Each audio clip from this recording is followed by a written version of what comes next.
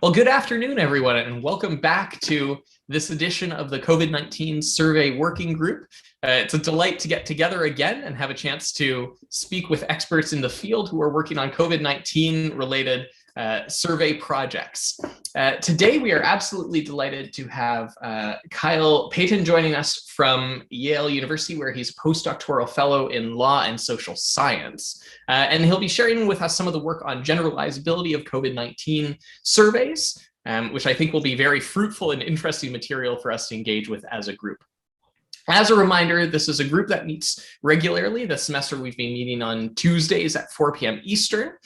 We also stream our conversations live on YouTube for folks to use as a live engagement there to watch asynchronously or to use as teaching resources and other materials in their own work down the road.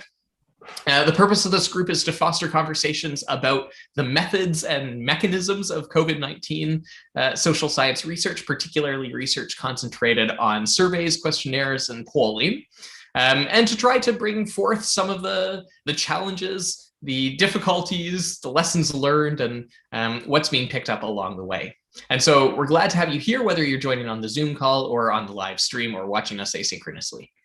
If you are joining live, as we get to the Q&A, please feel free to ask questions in chat, either here on the Zoom call if you're a member of the group, or if you're watching live on YouTube, you can use the chat link there as well, and I'll watch both of these for comments and input that you might have during the Q&A.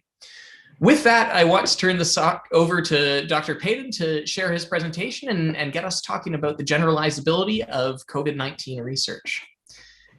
Thanks so much for being here with us today. We really appreciate it. Thanks for having me. I'm looking forward to the discussion. So let me just share my screen.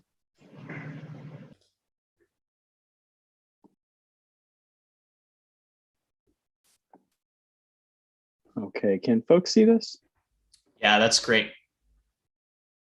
Excellent. And you're not seeing the thing that I'm seeing where it has my face and everybody else's face on the same screen, right? Nope, just the slides. Okay, wonderful. Okay, so today I'm going to be talking about the generalizability of online experiments, survey experiments in particular that were conducted during the COVID-19 pandemic.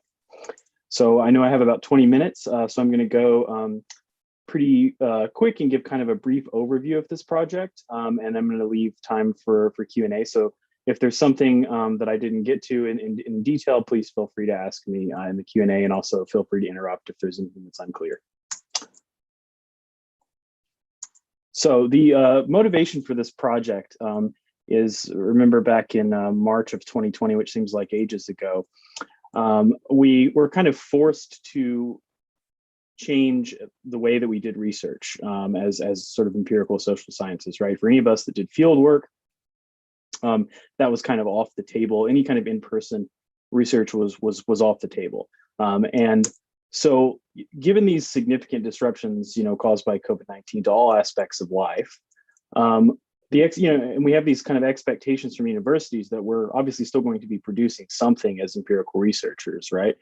And so what happened during this time? Well, a lot of people went online and started conducting surveys or survey experiments. And these significant disruptions, alongside the rise in survey experimentation, at least on the platform that we're going to be using, and I'll provide some evidence about that in a minute, has raised these concerns about, the sort of validity of online research being conducted during this period, right? So who are the people? Are there different types of people participating in online research now as compared to the pre-pandemic times? And are these folks responding differently to treatments, potentially? Are they answering surveys different? Is there something, are these people behaving differently than they were prior to COVID? So the kind of big meta question is, how much should we worry about the validity of experimental research, and survey experimental research in particular, that's been conducted during this period? And so the concern, I guess, is broadly an external validity concern. And we can pose it like this, do the local causal effects that we find during the pandemic, do they generalize to other times? And there's a paper by Kevin Munger from 2019, and he calls this temporal validity, right? So are the treatment effects that we find during COVID, are they going to be temporally invalid? So one of the reasons this might be the case, as some folks have speculated, is that people are potentially behaving differently. A lot of the online research, all of the online research that I'm going to be presenting today, it takes place on U.S. samples, right? And so in the U.S. in particular, we've got these heightened anxieties and fears over health, economic conditions, U.S. politics, and prior research has shown that heightened anxieties and fears are associated with all sorts of psychological factors. For example, information processing becomes biased towards like seeking out threatening content. Other research has found decreased willingness to dissent, increased pessimism and risk aversion. And some other research has found that this, like when people are under fear and anxiety, it affects how they select information. So they're looking for sort of less balanced information in their content seeking. And so all of these things are just kind of three of the many potential psychological factors that could be at play here in response to these sort of like the myriad things that COVID has sort of caused for humans all over the world. And a second sort of major factor is that extreme sort of structural changes, for example, job losses, may have led to changes in the subject pools that we use to conduct online research. For example, Amazon Mechanical Turk, this working paper by Erichar and Rand finds that in the aftermath of COVID, the immediate aftermath, we're talking, again, back in March 2020, there were some substantial changes that they observed in the online subject pool on MTurk. In particular, there was an influx of new respondents to MTurk who had different demographics, kind of in a good sense, and that they were more representative of the population, of the broader population than prior to COVID. But at the same time, they found that these folks on MTurk were paying less attention to survey responses or to the surveys as measured by these attention check questions that I'll talk about later. And also they found some sort of correlations between lower cognitive reflection and a host of other measures. So the punchline there is basically that, there was some evidence that at least on MTurk, different types of people were coming into the online research environment that had never been there, at least prior to COVID. And the third thing that I'm going to want to highlight is increased demand. As I mentioned in the opening, there was this increased demand among academic researchers for survey respondents during this period. And so, like, if we think about the supply of people that's taking surveys as fixed, which it may or may not be, then this could lead to fatigue and an influx of low quality suppliers coming into the online research market to provide surveys to meet this surge in demand from academic customers. Now, these two things could be happening at the same time on different platforms. And the platform that I'm going to be talking about is Lucid, which is people may be familiar with. It's becoming increasingly popular in political science. It's kind of like the tar sands of market research data. It's a firm that sort of runs this online marketplace where a bunch of suppliers come and they sell survey respondents, and then you go on as an academic, or if you're a polling firm or whatever, you can purchase these survey respondents to come in. So we were able to obtain some administrative data from Lucid to kind of characterize the changes in survey responses, or the purchases at least, on their online marketplace during the early days of the pandemic. And you see here, these points are just the sort of weekly completes, the total weekly completes. And we have data starting in March 2019 and going to March 2021. And so this line behind this plot is just an event study regression that says, that estimates, what it views COVID, the date of the World Health Organization, at least, announcing COVID as a pandemic, which was the 11th of March. It views that as the event, and then it's estimating, what is the effect of that event. So this is just a visualization to basically show what we can just see from looking at the raw data is that there was about a 200% increase in demand between 2019 and 2020. So Lucid's marketplace went from selling about 2 million surveys, 700 330,000 surveys in 2019 to over 2 million in 2020. And now this is just for academic buyers. There's a much larger market for commercial buyers. And this market was particularly outrageous during the lead up to the 2020 election. But overall, comparing 2020 to 2019, the change or the growth in demand on the commercial markets was only 40%. So we're seeing a much larger increase among academic buyers, consistent with this sort of, kind of hypothesis that we had that a lot more people were going to be doing online research during this period. So what do we do to answer this meta question that we're interested in? Well, we want to know if these local causal effects that are obtained during this period, at least in the early days of the pandemic, it's stretched on for over a year now, and the data that I'm going to have just speak to the sort of first 6 to 7 months. And one answer strategy is that we can take all of the COVID era experiments that were conducted and replicate them once they return to normal times, and then see, okay, well, if these COVID era experiments replicate in normal times, then it must be the case that, or at least it provides evidence that these estimates were externally valid in some sense. Unfortunately, it's going to be a really long time, as we know now here a year later, before normal times resume. So a second answer strategy, and this is the one that we pursue, is that we conduct replication experiments during the early onset of COVID, first 7 months, and then we compare them to pre-COVID benchmarks. So these are experiments that we selected from that had been replicated before many times by others, and we have 12 studies in total. I'm not going to talk in detail about each of those studies in the presentation, but happy to go there in Q&A. And so the spoiler is that these experiments that were conducted pre-COVID, they replicated during COVID, right? For the most part, we had one out of 12 that didn't replicate. But the thing that we noticed is that the replication estimates that we obtained during COVID were significantly smaller in magnitude than they were prior to COVID. And one of the things we did is we modified some of the treatments with COVID specific content. And I have some examples that I can talk about in the Q&A if people would like to ask me about those. We find that this really doesn't matter that much, but we do find evidence that respondents in online platforms during at least the first 7 months of the pandemic were less attentive than they were prior to the pandemic. And this is a concern because it can attenuate your treatment effect estimates towards zero. And we think this is one partial explanation for why we see this smaller magnitude in our replication estimates.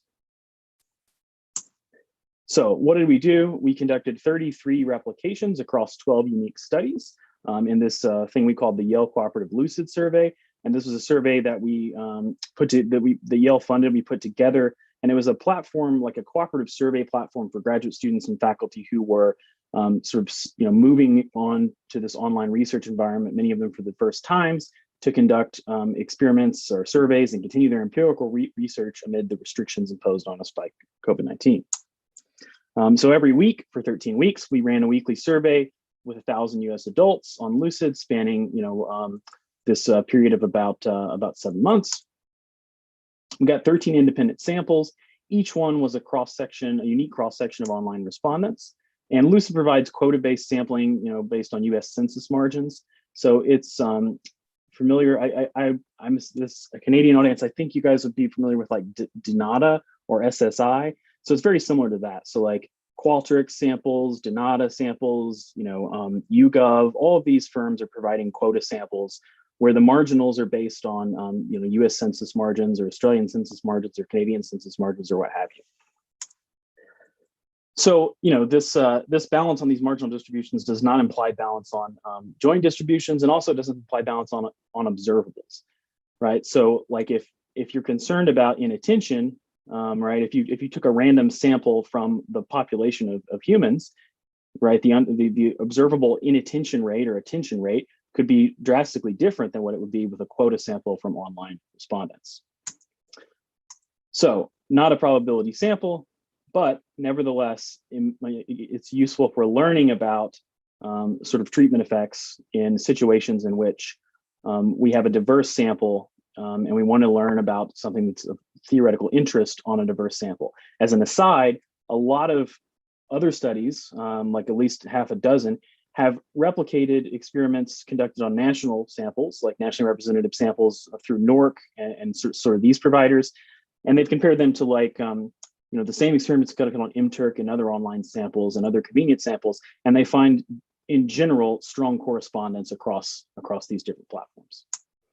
So in total, we have 89 pre-COVID estimates and 101 replication estimates. The reason why we have so many estimates, as I mentioned, we had 12 studies, is because we conducted multiple replications of the same study in some cases. We have studies that we replicated that had multiple experiments or treatment arms and multiple outcomes. And we have one replication of a conjoint experiment that yields 41 estimates just by itself. The remaining replications, the non-conjoint replications, yield 60 estimates. So what I'm going to do, instead of going through each of these things, one at a time, is I'm going to aggregate the estimates across these two groups. So I'm going to aggregate the conjoint estimates and the non-conjoint estimates, just using a precision weighted average, which is like similar to like what you get from a fixed effects meta-analysis. And when I do the aggregation, we have 41 pre-COVID estimates, 41 replication estimates. We only had one pre-COVID conjoint experiment to compare against. For the others, we had a lot more, and we aggregate, we get 28 pre-COVID and 28 replication estimates. And here is a plot that just shows the correspondence between the COVID era summary estimates and the pre-COVID summary estimates. So along this line right here, if these effects replicated at the exact same magnitude as the pre-COVID estimates that we were able to obtain, you'd see these dots just all lined up right here, right? And so we've coded the black estimates, the black point estimates, as the ones that were significantly different from the pre-COVID benchmarks. And so we find that, overall, there was about a 49% correspondence to the original magnitude or the pre-COVID magnitude. And all the replication estimates for the non-conjoint estimates were smaller, and 13 of them were significantly smaller. All right, so we find this sort of general trend that a lot of replication studies in general find when they try to replicate original studies. So you take Kahneman and Tversky's Asian disease experiment, which we replicated a bunch in here. And when they did it on a student sample in 1980, their treatment effect was like 50 percentage points. And nobody's ever been able to replicate anything that large. It's always been like half that size. So when we're making these comparisons, we're benchmarking against a precision weighted average that includes that like original Kahneman and Tversky experiment, plus I think like 6 experiments that were conducted after that. So we're not benchmarking against the original estimates, we're benchmarking against a weighted average, a precision weighted average of the original estimates and the replications that we were able to obtain. And so here's the summary effect size comparison for the conjoint experiment. And we see a much better correspondence in this conjoint experiment. So it's like 87% of the original magnitude, and only 5 estimates were significantly larger. And so it's like, it's a way better sort of picture, and we're not sort of sure why this is the case. And I'd be happy to hear people's thoughts about this in Q&A, but we found this a bit surprising that the correspondence was just so much greater for this conjoint experiment. And this is the, for those of you that know this literature, this is the Heinmuller and Hopkins, I think it's 2015 conjoint on like who gets an American passport. And so this is the one we replicated. And yeah, really good correspondence. So I'm going to go through quickly. I mentioned, inattention as being a potential reason for this. I'm just going to go through quickly and provide a brief sketch of, the implications of inattention. In the paper, if people have read it, there's a sort of really kind of formal discussion there. We're working on revising the paper now, and that's going to go to an appendix. And I'm just going to try to provide the basic intuition here. So, think about you conduct a 2-arm trial, and you have the difference in means between treatment and control. And this is a weighted average for the whole sample, right? So this is just an expression for the difference in means estimator, where Y is your outcome and Z is your treatment assignment. So Z equal to 1 means you're in treatment, Z equals 0 means you're in control. We can break this apart into two quantities, right? So the first quantity here, the A is just going to be equal to 1 if you're attentive, and then it's going to be equal to 0 if you're not attentive. So we can break this difference in means estimator out into a weighted average of these two subgroups. The average treatment effect among the inattentive respondents times the proportion that are attentive, and then the average treatment effect among the inattentive respondents times the proportion that are inattentive. And so you can write it out in words like this. And basically, if you assume, as some prior work has done, and we think is a reasonable assumption in this case, that at least in expectation, there's no difference between treatment and control among attentive subjects because they're not paying attention to your treatments. They're and like going through the survey as quickly as they can, possibly, or maybe they're just sitting. Maybe they open the survey and they wait a really long time and then they come back. Whatever they're doing, we're assuming that in expectation there's no difference between treatment and control because they're not paying attention. And if you make that assumption, basically you can estimate the average treatment effect among the attentive, right? The key thing here is that you have to have an estimate, or you have to have some way of identifying the attentive, which is something I'll talk about in a minute. But basically, the key intuition here is that as the proportion of the attentive in the sample goes to 0, this difference in means estimator is going to attenuate to 0. And for those that might see this connection, it has a nice kind of connection to non-compliance in experiments like with encouragement designs and instrumental variables regression. So this expression here is the ATE among the attentive, right? You can express this as the intent to treat effect, which is this difference in means estimator for the whole sample among the proportion that are attentive. And this analog, right? If you're in the instrumental variables framework, this part here is your complier average causal effect, right? And then this is not proportion of attentive, but it's the proportion of compliers. So when you're measuring inattention, as I said, it's challenging, and this kind of this is kind of where all the action is at, or where it's been at in political science, at least in the political science literature for the last decade or so, about how do we measure inattention? Can we make people more inattentive, and will that help? And so the key issue here, I think, is that unlike in a randomized encouragement design, we can't use random assignment to obtain an unbiased estimate of who the attentive are, right? So we have to kind of come up with other ways to measure that. And all the different ways that people have proposed to measure attentiveness, these are all just estimators, right? And so we don't know what the ground truth is. If we consider attentiveness to be like this latent construct that we're trying to measure, we don't know what the truth is. So what can we do? Well, the dominant thing that people do, that is kind of the gold standard, I suppose, is to use pre-treatment attention check questions. And you can do one or two things. You can screen people out who fail those at the beginning of your survey, or you can just keep them, and then you can do subgroup analyses among the attentive versus the inattentive survey respondents, at least as flagged by your pre-treatment attention check question. But what if we don't have them available? So in our case, we did not ask these in all of our surveys, and that's like, if we could go back and do it again, we would have done this. But in all but 2 surveys, we didn't ask these. And then there's a kind of a meta point about, well, what if they're too hard? Are we really measuring attentiveness, or what are we measuring? So there's this paper by Berinsky and co-authors from 2013 that's a great reference about this.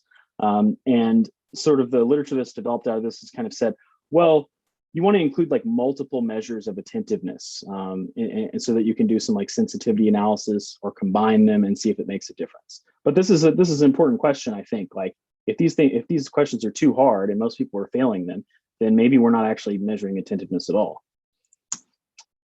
A second thing that we're going to do in this paper, which we kind of came up with as a sort of additional sort of proxy for attentiveness, is we're going to use the auxiliary information from people's browser metadata to construct like an unobtrusive classifier for attentiveness. And what I mean by this is, like, we're not asking anybody questions, but we're going to see, like, are you coming into the online survey environment from a mobile phone, or are you coming into the online survey environment from a web application? So not an internet browser, but some kind of web application. So I'm happy to talk more in the Q&A, but there's a lot of circumstantial evidence that we were able to assemble over this time that there was an increase in people coming into the online survey environment from mobile games. So they're playing a game on their cell phone or maybe on their computer, and they get stuck. And in order to get to the next level, they have to, get more coins. And a pop-up will come and say, well, you can go take this survey and earn 10 coins and then return to playing your game. So people leave and they go take the survey and then they come back. That's just, it's not really incentive compatible with your survey because they want to get back to play their game as quickly as possible. And they're probably not going to take your survey very seriously. And so we have a lot of circumstantial evidence of this that I'm happy to dig into in Q&A. And then a third thing that we can do, and this is just kind of a sensitivity analysis type thing to reason about the practical implications that inattentiveness might have for your estimates, is to use contemporaneous estimates of attentiveness that have been published by other folks. So there's this paper by Erno and colleagues that covers the period January to July 2020, and they have a lot of information about attention check pass rates on the Lucid platform over this period. So all of these approaches are just different ways of estimating the proportion of people that are attentive in a sample. And as I said before, we don't know what the truth is, so we don't have any guarantees about the bias or consistency of these estimators. So, what should we not do? Use post-treatment data, maybe stuff towards the end of the survey to screen out the inattentive. And this might seem pretty obvious, but at least in political science, we've had this sort of discussion about this over and over again. And there are two recent papers here, Erno et al. 2019 and Montgomery and colleagues in 2018 that cover this in more detail. So this is the sort of this is the browser, a picture of the browser metadata that we were able to assemble from the surveys that we conducted during COVID, which are going to be those black dots. And then we were able to sort of crowdsource from other colleagues and then from our own work, a bunch of surveys that were conducted prior to COVID.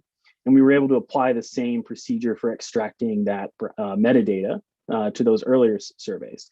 And then we can see here that there's something of a trend, at least in the last couple of years on the Lucid platform, and particularly during COVID, of people coming in from mobile phones and web applications. The web applications upward trend is a bit more drastic. And so we find in the survey environment, some of the associations between these things. So people that come in from web applications or mobiles were completing a 15-minute survey about 6 to 7 minutes faster on average than respondents who were not. They were more than twice as likely to mention an open-ended questions we had at the end of the survey to come into the online survey environment from a game, or to mention stuff like, we asked, how did you get paid for this survey? They would say stuff like gyms, coins, things like this. They were significantly more likely to fail the attention check questions that we did include. And we have 2 attention check questions of varying difficulty, and we find this to be the case on both of them. So what we're going to do is use this metadata as another proxy for inattentiveness. And then what we can use this for is to kind of see, okay, well, if we think this is actually a problem, let's test this and see if this actually explains why some of these treatment effects were smaller than, a lot smaller than we might have expected. And so we have one study where we asked an attention check question immediately before treatment assignment. And so what we can do is we can compare, the kind of gold standard way of measuring inattention with these additional 2 proxies and see, how credible of an explanation this might be for, smaller treatment effects during COVID. So this is a reanalysis of an experiment that I conducted on trust in government. And what this experiment basically did is it provides people with information about political corruption, and then it looks at the treatment effects on trust in government. And so we have these old experiments from 2014 on MTurk, and then from Qualtrics on 2014, and this is kind of like the best comparison for Lucid samples, anyways, because they're sourcing data in a very similar way. And then we have an MTurk sample from March 2017. For those folks that do work on MTurk, and other samples, like you will not be surprised by this, because people that are on MTurk are generally super attentive and good participants. And so this is the estimates from the Lucid replication. This is the full sample estimate, the difference in means, right? And so it's significantly smaller. If we look at the treatment effect among the attentive as defined by passing the attention check question, point estimate is much closer to the pre-COVID estimates. Importantly, the average treatment effect among the inattentive is indistinguishable from zero.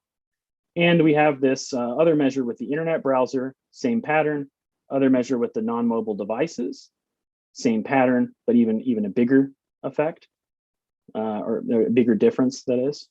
And so consistently, we see that if we condition on these measures and re-estimate for these subgroups, we find that the attentive treatment effects for the attentive are significantly larger, and the treatment effects for the inattentive are much smaller and in all cases indistinguishable from zero. So this provides, we think, pretty good evidence that this is a reasonable explanation for why treatment effects are not replicating at the same magnitude, or at least there seems to be a lot of distance between the pre-COVID estimates and the COVID estimates for a lot, the conjoint excluded. And so just to provide a summary to conclude, there are these growing concerns about temporal validity of research, experiments, surveys, what have you. And so the setting here is certainly much different than it was prior to COVID, for a variety of reasons. We're unable to distinguish, like what particular thing may have caused this decline in attentiveness during COVID, for example, but the setting has certainly changed. And so this declining attentiveness has been documented by others, and we find evidence of it in our data, particularly during the period of March and July 2020. Good news, pre-COVID experiments replicate. Despite all of this uncertainty and craziness in the world, they're all replicating for the most part. The only issue is that the magnitude's a little bit smaller, and we think this is partly explained by this inattentiveness that we've been observing on online platforms, as demonstrated by the fact that the estimate for the average treatment effect among the attentive is much closer to the pre-COVID estimate. So we think these market changes that happened are a greater threat to generalizability than the pandemic per se. Right. Again, we had like 40% of respondents from apps in January 2020 versus 11% in April 2019, for example. We got 50% from mobile devices versus 25% in 2019. So these big differences on average. And we saw that there was a giant increase in demand in 2020 relative to 2019. And we did some sort of interviews with the Lucid representatives, and they noted that, yes, there was this massive increase in demand on academic markets. And at least initially for the first few months, we had a relatively fixed supply of respondents on the platforms. And we ended up getting a lot of sort of low quality respondents from some suppliers who were using mobile games to recruit people. And those people have since been terminated from the platform, and they're no longer supplying survey respondents. And I've conducted some other surveys like that are unrelated to this project recently on Lucid. And I do find that attentiveness as measured by attention check questions, which I'm using always now, are much higher. So it does, there is some good news on this front as well, in the sense that it does appear that the Lucid at least has been responsive to feedback from researchers on this issue, and has addressed some of the problematic suppliers, and we're seeing some evidence of that on the researcher end. So data quality, this is a sort of growing problem in online research, and this is not just a problem for experiments. Whoops. The thing that we've tried to convey here is that experimental estimates under the assumption about inattentive people not taking treatment are going to be attenuated towards zero. So we know, we have some sense of what the implications are going to be in practice for experimental research. For descriptive estimates like polls, we don't know, right? The direction and the magnitude of the bias is just unknown, right? Because there's no random sampling here. You're not randomly sampling potential outcomes we're getting folks into the online survey environment. And if 40% of them are not paying attention, whereas let's say 60% of the general population that we're trying to extrapolate to pays attention, and that stuff is correlated with covariates and responses in ways that we don't understand, we just don't really know where we're at. So the sort of final takeaway is that we think that experiments must be conducted, at least online experiments must be conducted with greater care. So false positives are less likely, but the trade-off is the cost of an increase in the false negative rate. So for experiments that are conducted that have substantively small but nevertheless important treatment effects, we might need to recruit a lot more participants or find some other way to filter out the attentive, or at least measure it and check among subgroups so that we're not sort of misled. So as I said, ACQs, screeners, like using browser metadata and so on, these are all different ways of trying to get at the same issue. And all of these are estimators and they can produce different results. So these screeners or whatever you use should always be pre-treatment. And given the variation in the estimates that you get for the proportion of the attentive, depending on which measure you use, we think that pre-registration of experimental designs is super important going forward.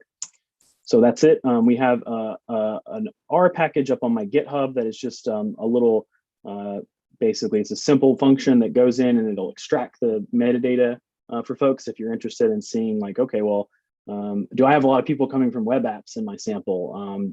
And is that correlated with my attention check measures and so on? And then we have a working paper up here at OSF, and we're currently working on a revision. We're going to post that new revision here very shortly. So thanks so much for your time, and I look forward to your questions. Thanks so much, Kyle. I really appreciate this presentation, and this to me is a wonderful example of why this group is so fascinating, that we can hop from topic to topic like this, but get these valuable in-depth dives. And I was not expecting to learn as much as I did about this emerging problem of the web apps and web game challenge as well, which is a striking and interesting issue that we'll need to talk about a little bit here. Yeah, it's a pretty like banal explanation of what we've been observing, but we think it's at least partially an issue. Well, and yeah, it's one of those things that you might not expect if you aren't paying very close attention to the kinds of recruitment sources and data being used here. So I appreciate you bringing it up. Look, there are going to be lots of questions here, I think, and we've seen some coming in the chat already. Just as a reminder, if you're watching us live, whether on Zoom or YouTube, you can put your questions into the chat and we'll do our best to get to them. I think it makes sense to start off here with a question from Cesar about a bit more of the technicalities around Lucid and what this platform does and how it recruits its participants. So Cesar, can I call on you to ask your question here?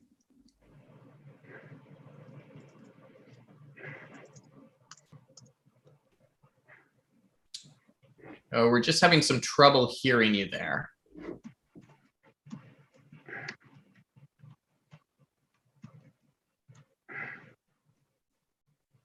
Okay, we're not hearing your audio very well there. So, I mean, I'll read what you've put in the chat, and if you want to put a follow-up in the chat, you're welcome to. The question here was about whether this is an intercept panel, what the probabilities of opt-in are, things like that. Can you just tell us a bit more about how Lucid aggregates some of its providers and what its mechanisms are?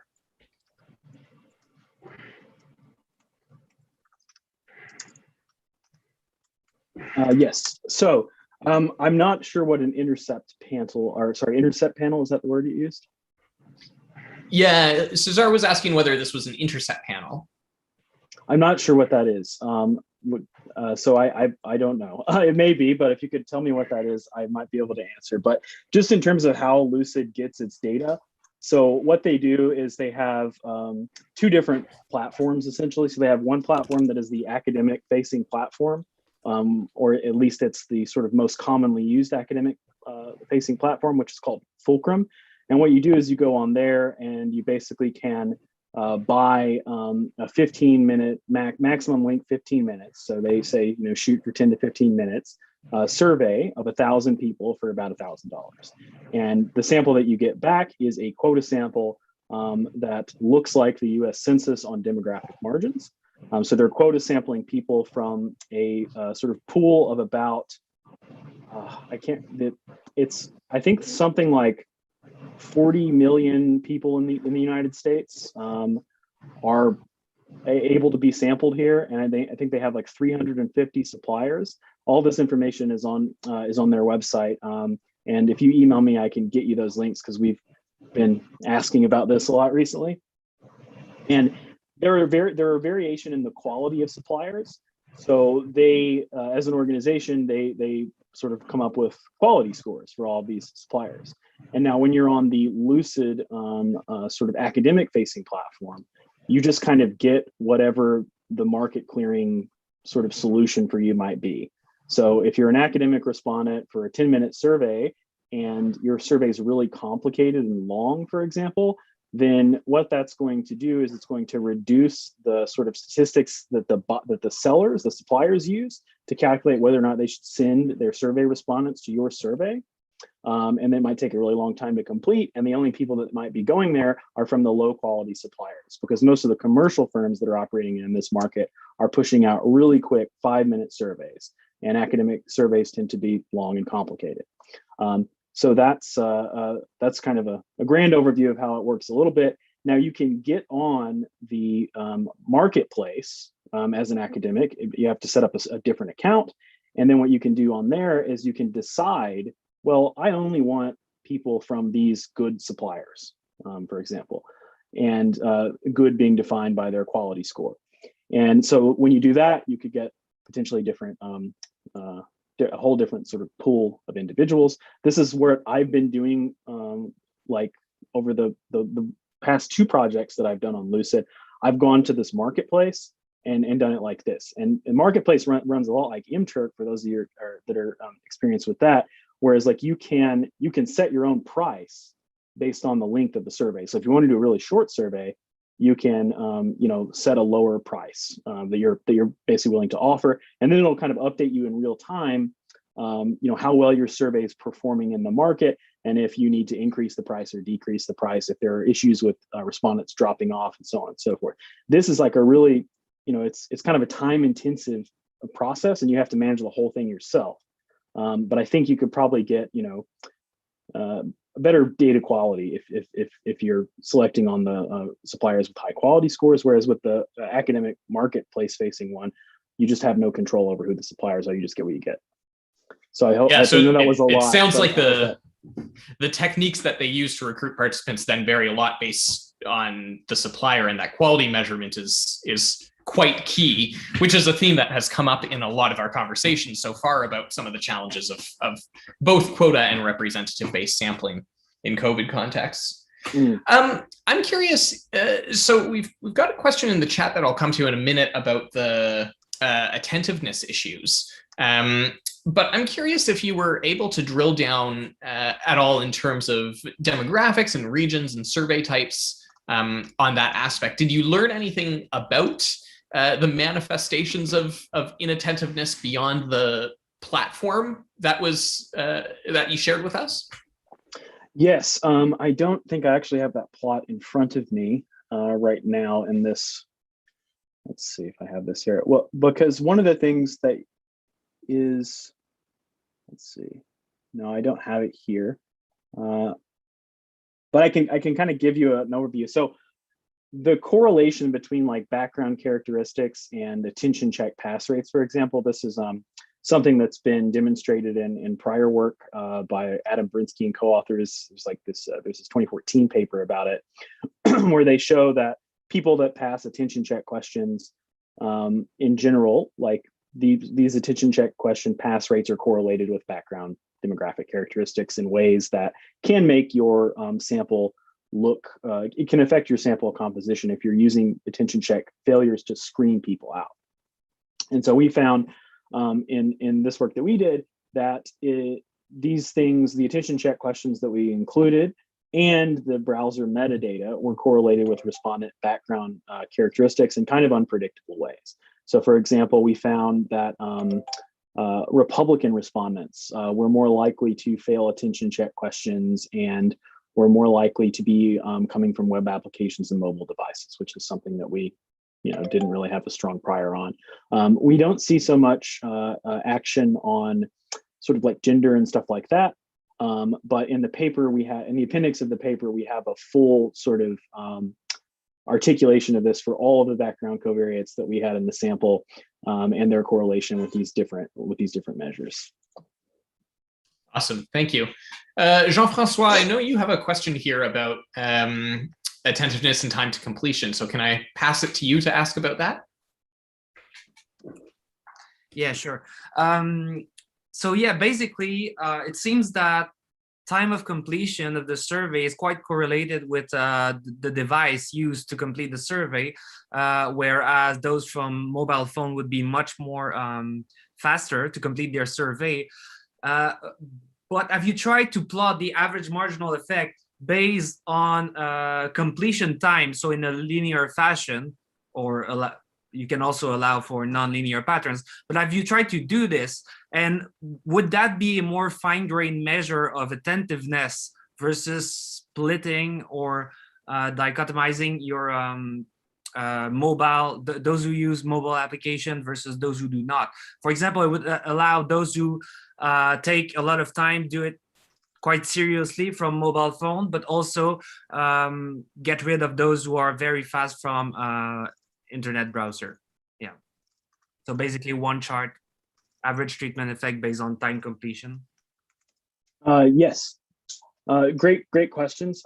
We haven't done that because we're sort of considering the time to completion to be a post-treatment sort of measure, right? So it's like we're remaining agnostic about whether people might sort of change their behavior after receiving treatment in terms of how long they stay there or whatever. We're just being really agnostic about that, and we're considering that to be post-treatment measure, and conditioning on that can induce bias in sort of unknown directions, and it could be a potentially misleading analysis without a sort of good sort of like theoretical understanding of how all this stuff works that we just admittedly we at least don't have.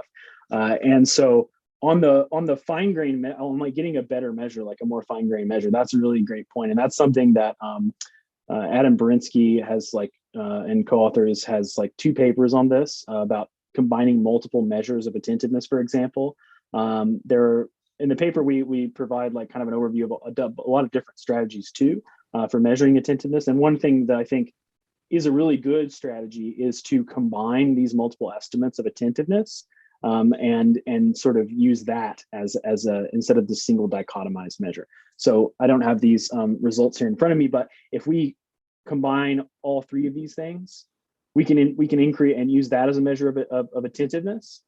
That's like a continuous measure that is just it's not dichotomous, but it's you just take the simple average, for example, across these three binary indicators and get a pretty good measure, and that'll decrease increase the precision of your sort of estimates among the attentive, and you still get something that looks sort of reasonable. So it's like a weighted average of all these estimates, and that performs better. And that's along the lines of some of the other work that has come around, I guess, in the past couple of years, looking at these multiple measures and just thinking about, attentiveness is it's a latent construct. It's hard to measure. And, these sort of just simple dichotomous things are probably not the best thing we can do.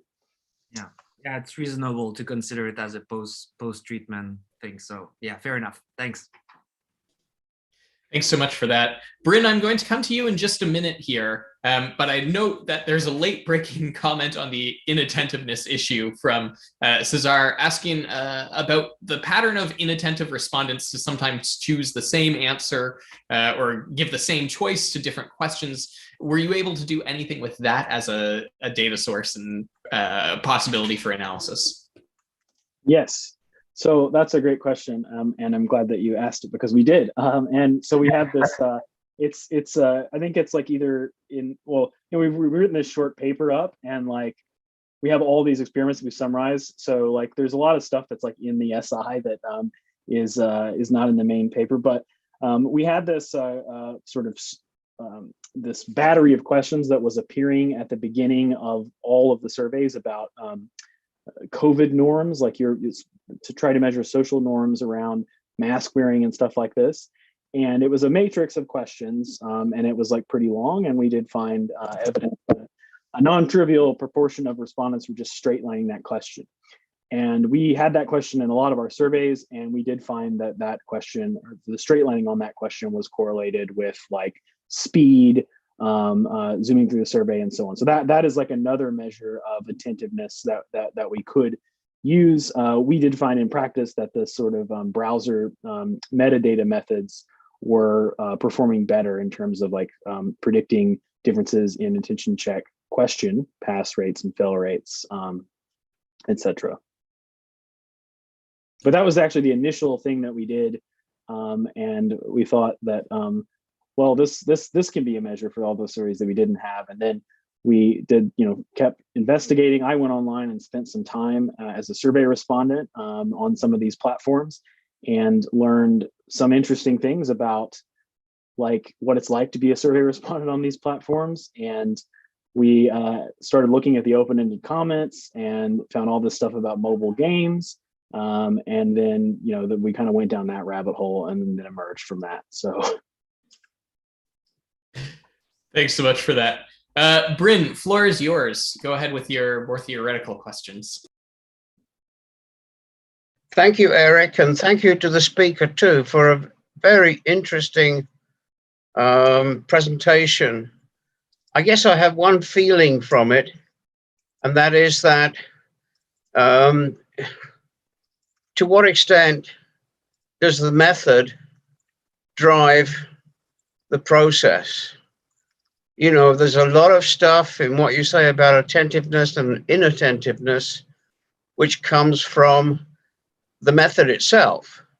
And if I go to the survey literature, the extent to which people in an interview will be attentive or inattentive has not really sort of emerged as being a major issue. It's much more, the degree of rapprochement with, the degree of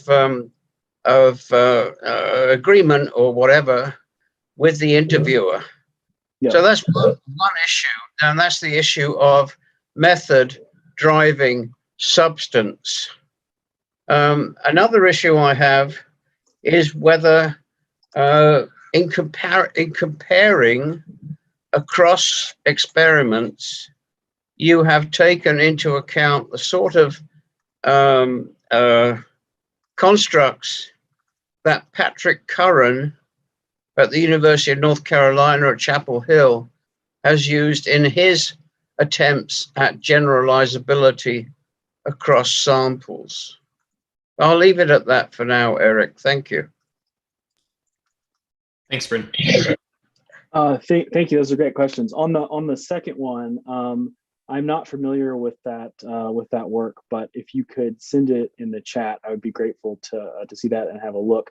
In the paper, the sort of approach that we're taking in reasoning about generalizability is the UTOS approach, which stands for units, treatments, outcomes, and settings. And I cut this sort of discussion from the presentation in the interest of time, but that's the framework that we're applying here. And some more recent work has kind of reinterpreted this in the light of like the time dimension, and they've added that as a sort of an additional component. So that's what we're drawing on. But I would be curious to read this other work that you mentioned.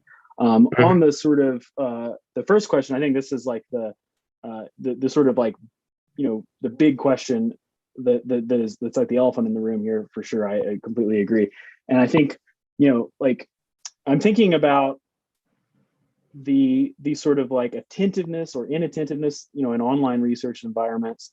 And I wonder if this is like an analog to sort of social desirability bias, or at least these social desirability bias concerns in face-to-face interviews.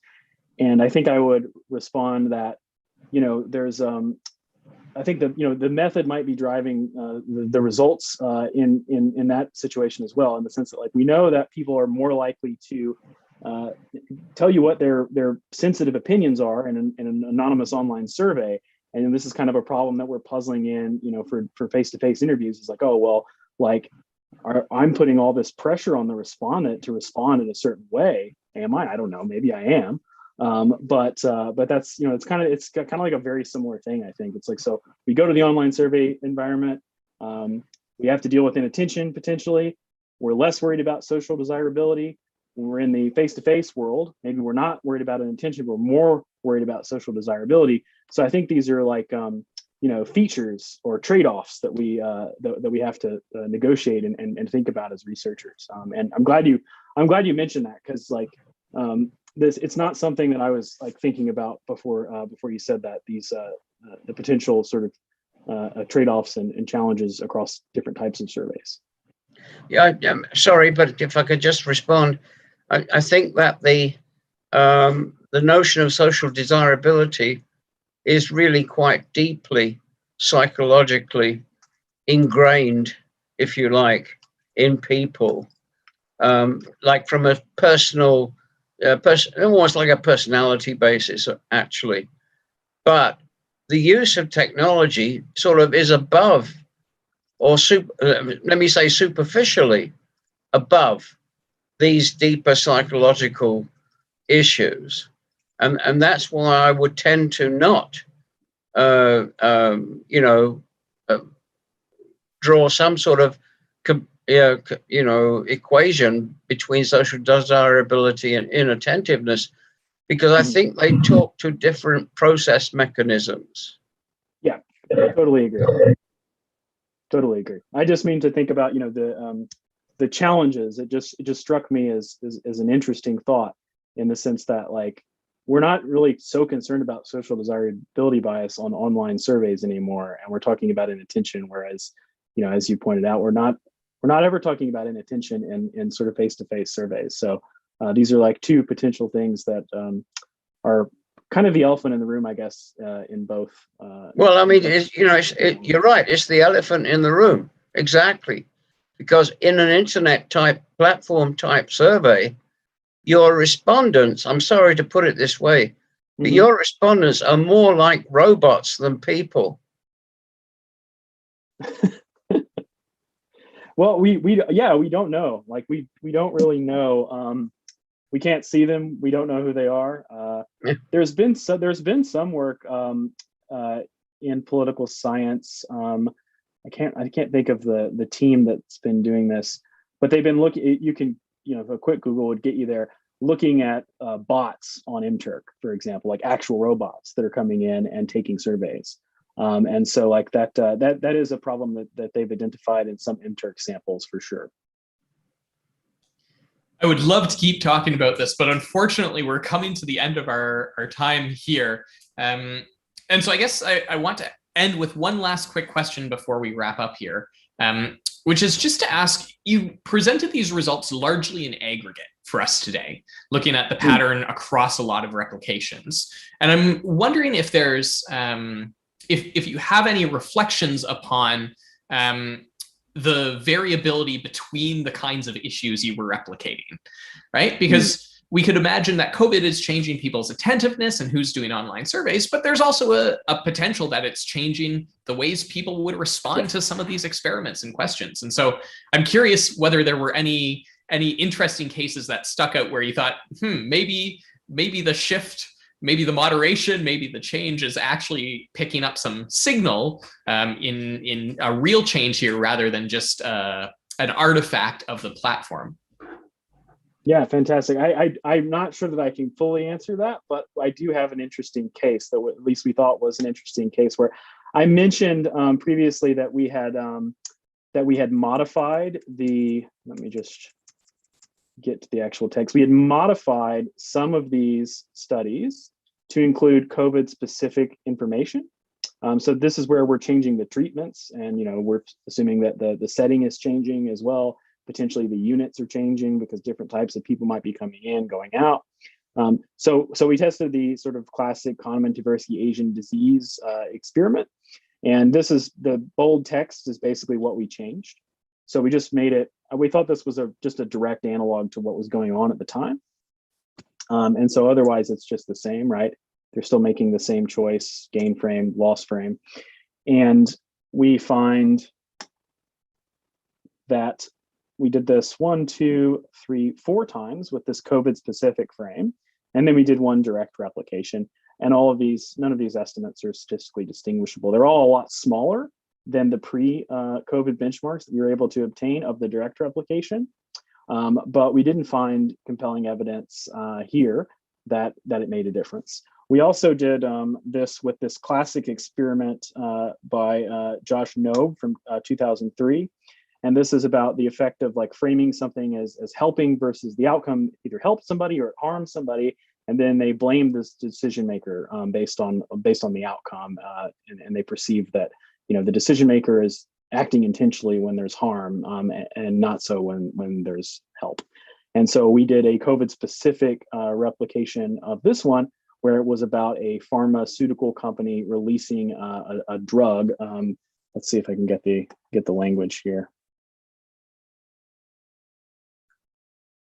I don't think I have the language here, but it was very similar to the Knobe original. And so the interesting thing about this Knobe study is this is like one of the largest treatment effects in replication. And this has been replicated a few times by the Mini Labs replication team from 2018. So you see this original estimate. This is like a survey experiment conducted in a Manhattan park.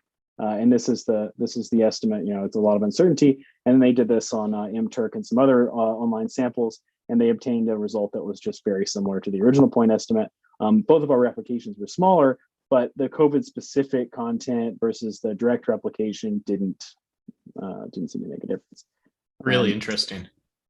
Yeah, so these are some of the and there's one more here that is another Kahneman and Tversky experiment where we find some attenuation for this COVID specific frame. And this is about this cheap versus expensive frame on decisions to travel. I think it was like a jacket and a calculator in the original experiment. And we did one with toilet paper and I think like an air purifier or something. And these were like salient things back during the beginning of the pandemic here when nobody could have toilet paper. And so we found that these estimates were not statistically distinguishable, but there was some attenuation there, suggesting that maybe this one made a difference.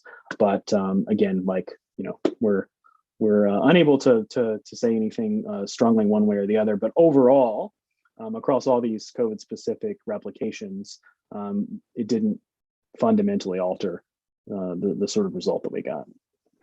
Great, thank you. And Kyle, thank you so much for taking the time with us today. I really appreciate it. And this has been a fascinating and provocative talk to make me think about a bunch of new issues, not the least of which are these mobile apps and the way that these feed into some providers in terms of recruitment. So thank you for taking the time and sharing so generously of your insights. Next week, we will be joined by Dr. Cristiano Vizzoni from the University of Milan, who will be sharing with us about rolling cross-sectional designs in COVID-19 specific research. And so we hope you'll be able to join us then. It will again be Tuesday at 4 p.m. Eastern, 1 p.m. Pacific, and the conversions are available on our website. Thank you so much for being with us today. We really appreciate it. And until next week, take care, be healthy, and we'll see you again soon. Thanks so much for having me. And thanks everybody for your great questions. It's left me with some additional things to think about.